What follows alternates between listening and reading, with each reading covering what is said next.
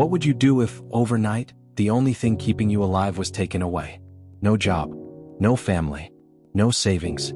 Just a thin envelope with your name on it and inside, a few sentences that decide your future. This is the story of Marcus, a man who depended on government benefits to survive.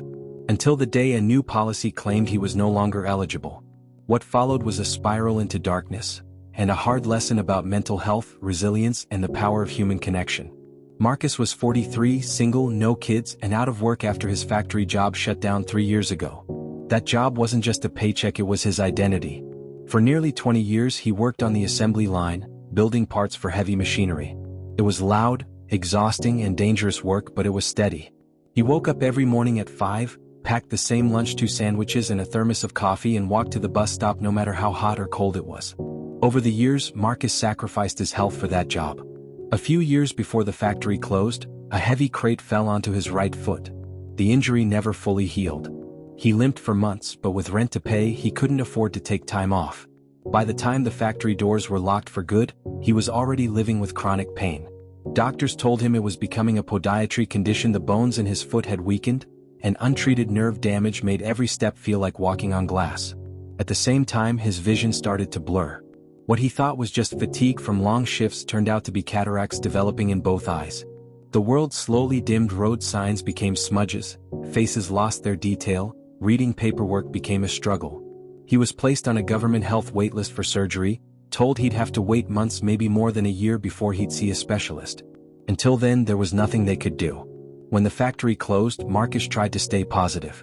He told himself it was temporary, that he'd find another job. But employers didn't want a middle-aged man who limped, couldn't see clearly, and didn't have a college degree. Every rejection letter felt like another door slammed shut.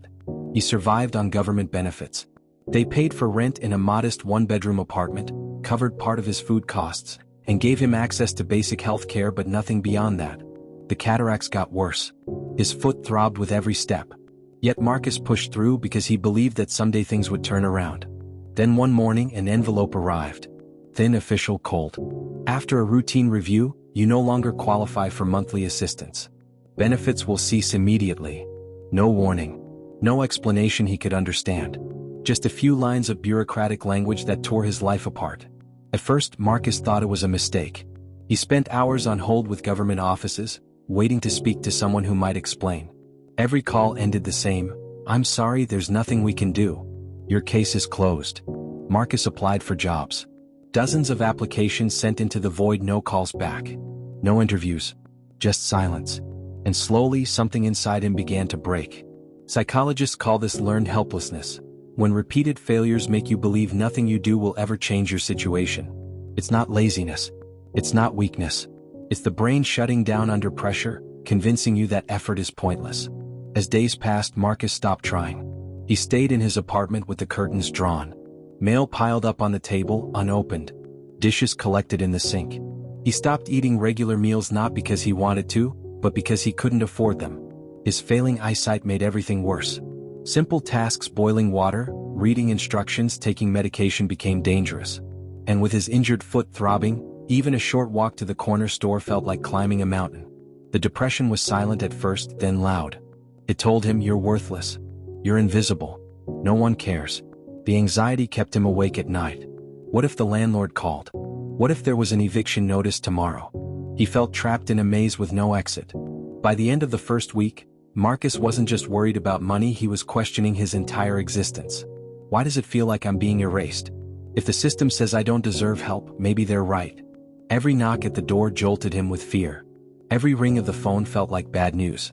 His world shrank to the size of his apartment, his bed, the ceiling above him. 10 days after his benefits were cut, Marcus walked to the old bridge outside town. He didn't have a plan. He just wanted the crushing weight to stop pressing on his chest. The cold air stung his face. Cars hummed in the distance, unaware of the man standing there, staring at the black water below. And then a sound. A buzz in his pocket. A message. "Hey Marcus. Haven't seen you in a while. Are you okay?" It was from a food bank caseworker he'd met months before. A simple message, but it shattered the trance. His hands shook as he typed back, "No, I'm not." That one reply saved him. The caseworker called immediately, urging Marcus to meet with a crisis counselor.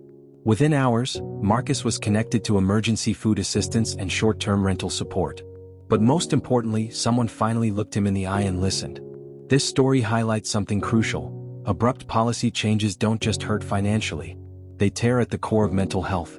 When the safety net vanishes, the brain interprets it as danger. Stress hormones spike. Sleep breaks down. Anxiety sharpens. Depression settles in. The sudden loss of control makes people feel helpless. Financial instability triggers survival anxiety, where every decision feels like life or death. Isolation amplifies it. Shame convinces people they're alone when they're not. Even identity is attacked.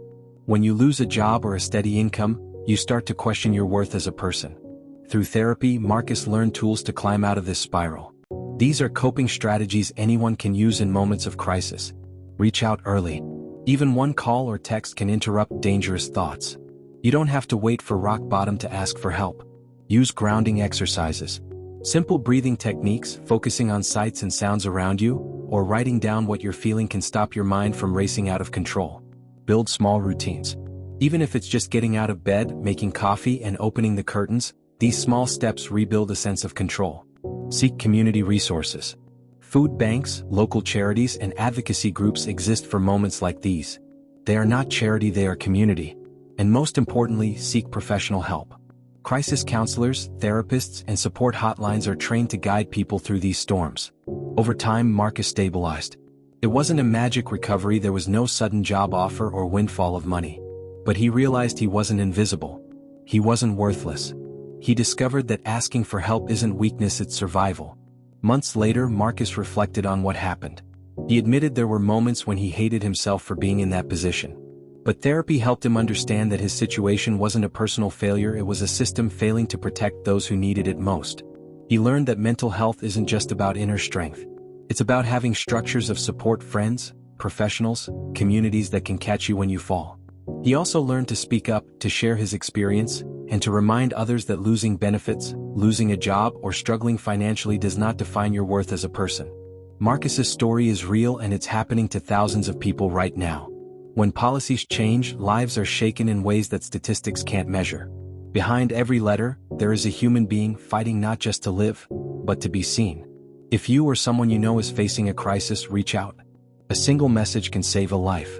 And if this story moved you, share it because someone out there may need to hear that they're not alone.